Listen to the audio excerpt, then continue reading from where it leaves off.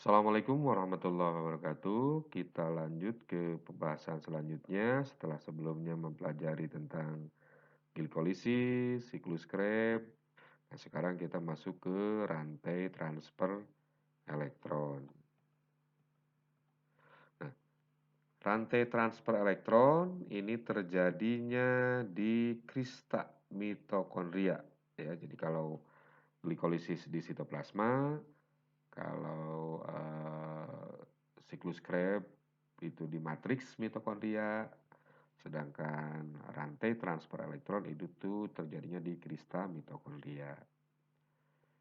Nah, mohon ini diingat terus ya, bahwa C6H12O6 ketika dioksidasi dengan 6 molekul oksigen itu akan menghasilkan 6 CO2, 6 molekul air, dan 36 ATP. Nah, ini sekarang kita sedang menjelaskan bagaimana ini sampai terbentuk 36 ATP ya pada respirasi aerob ya. Nah, di penjelasan sebelumnya kita sudah mempelajari bahwa ada 12 hidrogen yang dilepaskan dari glukosa C6H12O6 yang diikat oleh FAD dan NAD membentuk FADH2 dan NADH2. Nah, selanjutnya NADH2 dan FADH2 ini akan masuk ke rantai transfer elektron.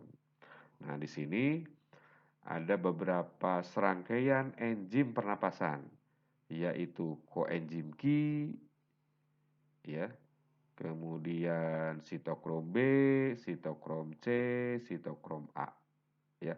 Prinsipnya begini ya. Nah, di sini terjadi satu ya, ada reaksi reduksi dan oksidasi. Kita tahu di pelajaran kimia, kalau ketika terjadi oksidasi itu berarti artinya melepaskan elektron, melepaskan energi. Kalau reduksi berarti terjadi sebaliknya. Nah, intinya begini, ketika terjadi oksidasi di dalam sitokrom C misalnya, maka ini akan melepaskan elektron. Nah, elektron ini berenergi. Nah, energi dari elektron ini akan digunakan untuk mengikatkan fosfat dengan ADP membentuk ATP. Saya ulang lagi ya. Ketika terjadi oksidasi, maka akan melepaskan elektron. Elektronnya berenergi. Energinya digunakan untuk mengikatkan fosfat dengan ADP. Membentuk ATP. Inilah paket energi yang siap pakai untuk semua aktivitas makhluk hidup. Nah, dari mana energi ini? Energi ini nanti itu berasalnya adalah elektron ini ya maaf. Elektron yang berenergi dari mana? Ini berasal dari 12 hidrogen yang diikat oleh NAD dan FADH2. Misalnya, nah ini FADH2. Ketika FADH2 ini masuk ke rantai transfer elektron, dia akan melepaskan hidrogennya diikat oleh koenzim Q membentuk koenzim Q H2. Ketika ini berubah menjadi koenzim Q kembali, dia akan melepaskan elektron berenergi. Elektron ini digunakan untuk mengikatkan fosfat dengan ADP membentuk ATP. Demikian juga yang terjadi di sini. Reduksi oksidasi pada sitokrom B, sitokrom C, sitokrom A. Ya. Jadi begini, hidrogen yang pertama masuk ke sini. Ya. Misalnya FADH berubah menjadi FAD. Hidrogennya nanti itu kan mengandung energi, nanti akan diikat oleh ini membentuk ini kan koenzim Q-H2. Nanti ketika ini berubah menjadi koenzim Q, maka dia akan melepaskan elektron berenergi. Nah, elektronnya digunakan untuk pembentukan ATP. Hidrogen yang kedua sama juga. Hidrogen yang ketiga oleh NADH misalnya.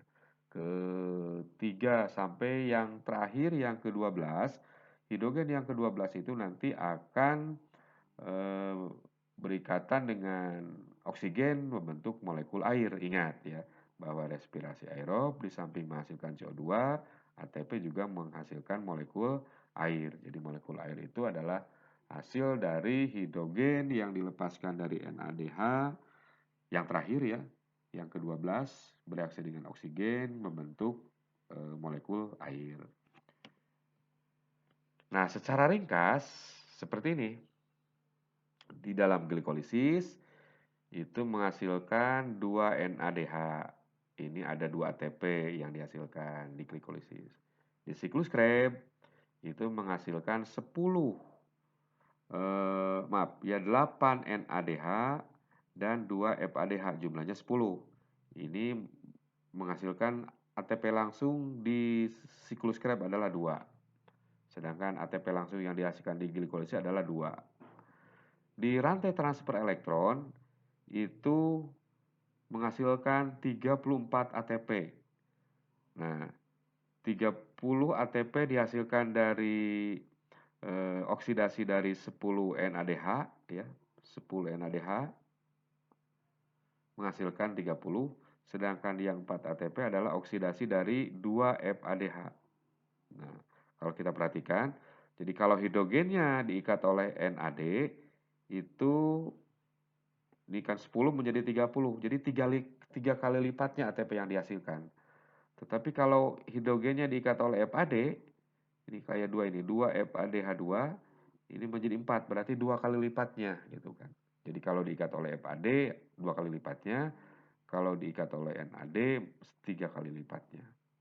Nah, ini jumlah total dari satu molekul glukosa yang ATP yang dihasilkannya adalah 34, 36, 38. Nah, cuma biasanya dituliskan hanya 36 ATP karena 2 ATP lagi digunakan untuk energi masuknya glukosa ke dalam sel. Jadi dari satu molekul glukosa itu dihasilkan 36 ATP. Cuma ada juga yang mengatakan 38 ATP dari satu molekul glukosa. Dua-duanya benar, tergantung dari penjelasannya. Nah, ini NADH yang dihasilkannya. Ya. Di glikolisis ada 2 NADH, di daur Krebs ada 8 NADH dan 2 FADH. Jadi jumlahnya adalah 12 sesuai dengan jumlah hidrogen pada C6H12O6 ada 12 ya. Demikian penjelasan mengenai rantai transfer elektron. Terima kasih. Wassalamualaikum warahmatullahi wabarakatuh.